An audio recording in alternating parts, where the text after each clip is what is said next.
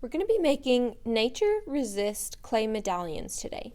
So we're going to take our clay, and there's two ways you can do it. One is you can use your little tiny roller and roll it. If you don't have one of these, or if it's not working that well for you, we can also take your fist and lightly pound it. You want it to still be even, so you don't want to use your knuckles. You want it to be kind of even.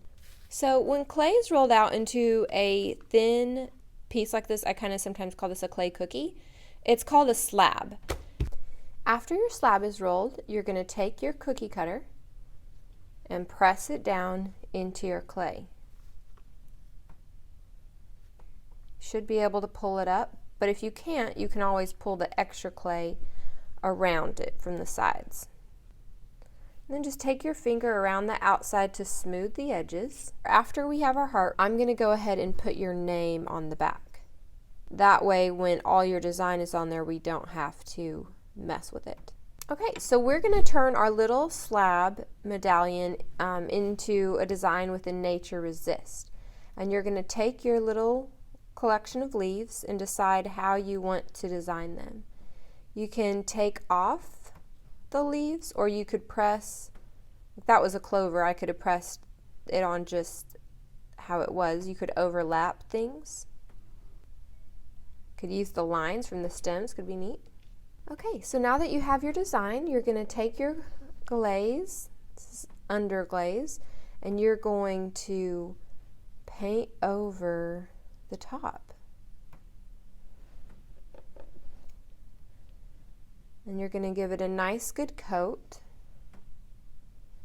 And you actually may want to go ahead and do 2 coats. So I'm going to paint over it one time. That's 1 coat. And then you can let it dry for a little bit. And then you can go ahead and do your 2nd coat. Now what's going to happen when it goes into the kiln is these little leaves and things are going to burn off and leave a resist.